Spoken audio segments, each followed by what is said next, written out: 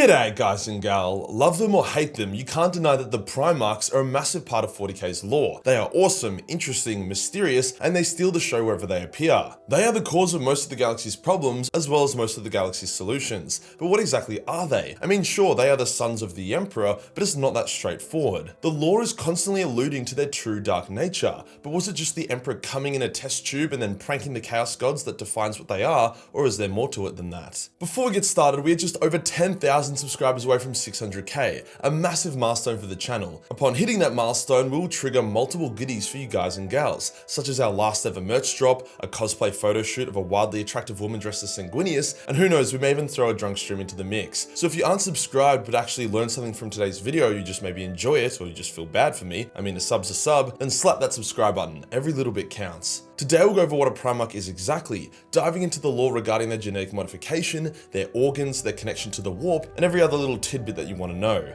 Now let's get into it.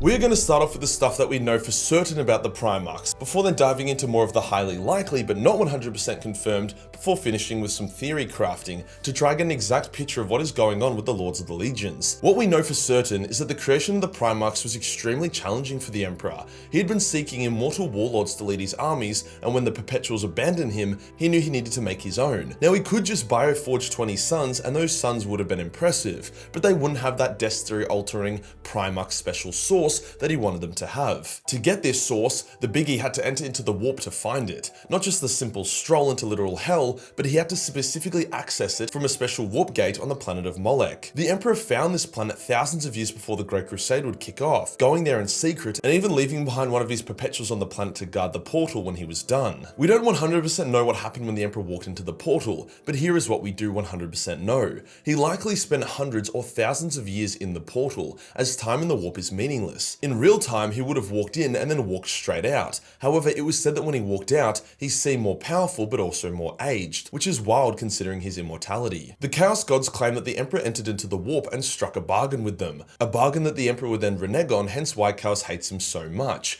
We know that the Emperor gained the knowledge and power he needed to create his demigod sons, and we know that this is also when Chaos took notice of the Emperor and would be the main reason why he was on their shit list. Other clues include the fact that the Emperor may never go through the Molech portal again, as if he did, the Chaos Gods would destroy him. But did the Emperor actually just waltz on in and have a chat with the Lords of Hell and literally accepted their raw power and knowledge? I would say no. Chaos is known to be pretty shit at telling the truth, or at least a non-manipulated version of it. And the Emperor would also know that such a direct deal with the devil like that would end badly, which I mean I suppose it did anyway. I believe that the Molech portal allowed the Emperor to enter into a special area of the warp that allowed him to make contact with 20 minor warp god entities. There are many warp entities that could be considered to be gods, most of which aren't necessarily Chaos aligned. In the current setting, it's said that countless warp gods are being born and then dying every moment. The Emperor likely spent thousands of years traveling this special part of the warp, finding each warp god, and then either convincing it or forcing it to join his Primarch project. The only bargain the Emperor may have had to make with Chaos was to allow him into the special part of the warp. I say special because if you just open up any old shit-ass warp portal and step on through, you will instantly be incinerated with warp fire as your very atoms dissolve and demons come to sodomize your ass. But for some reason, the Molech portal allowed you to circumnavigate that part. The Chaos Gods would see the Emperor taking these warp gods as him taking their property, stealing from them, as they see the entire warp as their domain.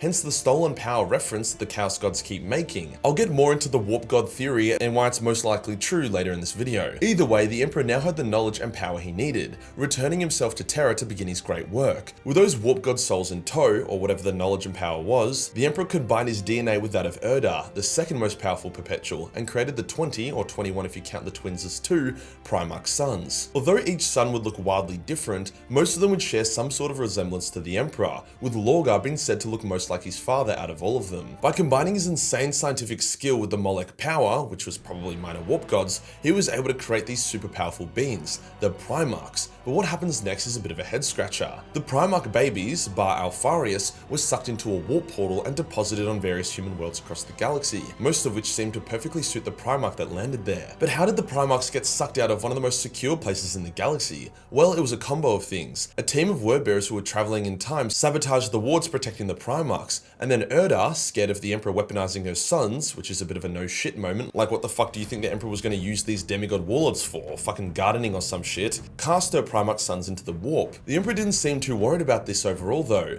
almost as if he wanted this to happen but needed someone else to do it, as the Primarchs were able to go through a lot of character building as they grew up, which in turn made them more effective war leaders. That's a bit theoretical though. It's also likely the Emperor would have much rather them be raised by him on Terra, and his seemingly lack of care that they were scattered could just him not being an overly emotional guy. Using the Primarch's genetic makeup left over, the Emperor was able to create the Space Marine Legions, the warriors who would be the spear tip of the Imperium's new army and would be at the forefront of the Great Crusade. As Space Marines are creations from the Primarchs who are in turn beings of the warp to an extent, there is a degree of warpiness involved in the Space Marines, even the non-Psyker ones. Although the Emperor was able to engineer each Primarch and their Space Marines to a degree, a lot of the final result was influenced by the Primarch's unique power drawn from their warp god souls. Like, I don't think the Emperor made Magnus red for the lols, nor do I think he made the Blood Angels a bunch of fucked up space vampires because he thought it was a good idea. Don't even get me started on the Thousand Suns getting turbo tumors or whatever the fuck was wrong with the Space Wolves. Sometimes shoving warp gods into bioengineered bodies made from your own DNA is more of an art than a science. But let's get a bit more grounded here. What about the physical Primarchs themselves? What's going on in their organs and body that makes them so bloody tough? Well, everything about a Primarch's anatomy is an absolute marvel. None of their organs, both human or Primarch exclusive, function how you would expect. What we do know is that the Primarchs have two hearts, and that they seem to be able to naturally do a lot of the whack shit that their Space Marine sons can, such as gaining knowledge by drinking blood or eating brains. However, they dial up everything to 11.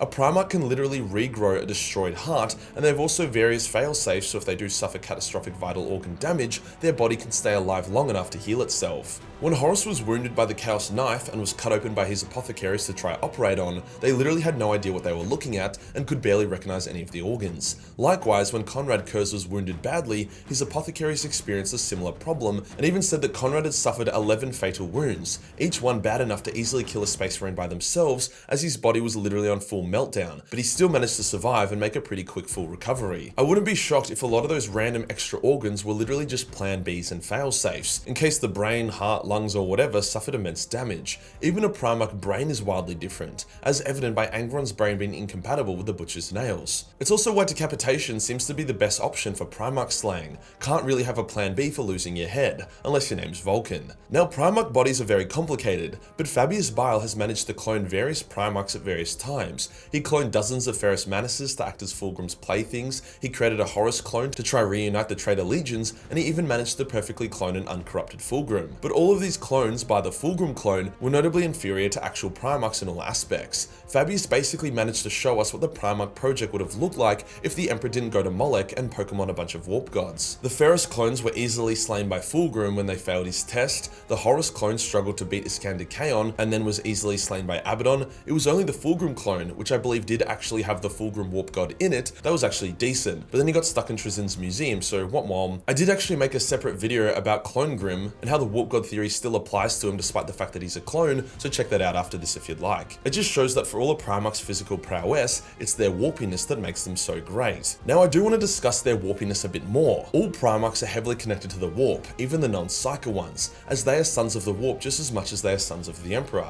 Jagged Eye Khan, a non-Psyker, can still slay warp entities with his sword when his other White Scars cannot. Sanguinius doesn't use his wings to fly, like the physics don't check out at all. He uses warp power and the wings are just for show and also for maneuverability. That is actually confirmed in the lore, by the way, not just me talking shit. Corvus thought a lot about his warp connection and how it made him impure, as Corvus knew a lot more about Primarch nature than most of his brothers. He almost actually killed himself because of it, thinking himself inherently corrupted. However, he would go on to get over his little emo brooding session and would go on to embrace his full warp power, becoming an obscenely powerful Shadow Raven demon thingo, implying that each Primarch could naturally ascend into their warp god form, which is a bit embarrassing for the demon Primarchs, who seem to have locked themselves into a bit of a side grade as opposed to the upgrade they were hoping for. A fun note supporting their warpiness is that when a Primarch teleports, which basically involves very quickly putting them in the warp and then putting them back in real space in a different spot, the Primarchs feel quite at ease and at home in that tiny moment that they are in the warp, almost like they belong there, as opposed to whenever anyone else teleports. Non-Primarchs dislike teleporting as it makes them feel sick and disorientated. Another point I want to mention is that when a Primarch dies, there is an explosion of bright light as their warp god soul escapes their now dead body.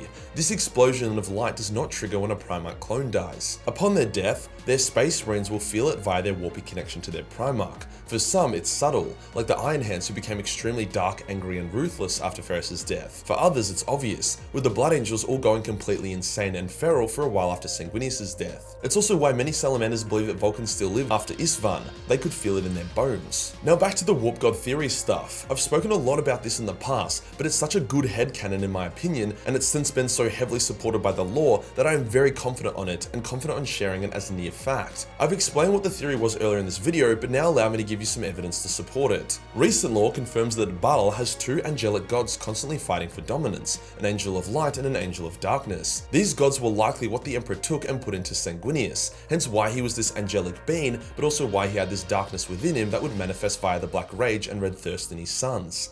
These angel gods have been around well before Sanguinius was created, yet they are still tied to the Blood Angel Legion. With Sanguinius dead, it makes sense that these angels would return to their original role. The Emperor and Malcador both said that given enough time, they could revive the dead Primarchs. This would be via creating a new body for them and then finding and coaxing the warp god back into its new flesh. But as Primarchs started dying during the Horus Heresy, a busy time for everyone, they weren't able to do it. The warp god theory also explains the massive diversity within the Primarchs. Like surely if the Emperor had full control, he would have just made 20 Guillimans or 20 Rogals. Why the fuck would he create sons like Conrad? Furthermore, it would also explain why each Primarch landed on the world that they did. Their warp god was attracted to that world and subtly pulled them there. Sanguinius landing on Baal, the world with the angel gods, being the best example. And as a final tidbit, many Primarchs have either realized or come close to realizing their true nature, and they are always extremely shaken by it. Russ was devastated by the thought that he was a warp deity. Corvus almost committed suicide, and Horus uses it as one of his justifications for turning on the Emperor. Like this theory is heavily discussed in the lore by the Primarchs themselves. I didn't just make this shit up. The point being the fucked up irony of the Emperor using warp gods to conquer a galaxy and then tell that galaxy there is no such thing as warp gods. Now that sounds exactly like something the Emperor would do. So what is a Primarch exactly? In my opinion, they are a genetic marvel created using the shared DNA of both the Emperor and Urdar, who were then infused with a minor warp god or a massively powerful unique warp entity that the Emperor took from the warp on Molech, creating these destiny-bending super beings. But just because I know that the hyperlore purist retards are going to have an aneurysm about me saying that, the warp god theory is still a theory. A great theory, but a theory nonetheless. It's possible the Emperor did just take a bunch of warp power to use on their creation, but that's kind of boring. If you enjoyed the video and you want to support the channel, then subscribe. 600 is just around the corner and I have some good shit planned. Join the Discord for more memes and I'll see you in the next one. Peace.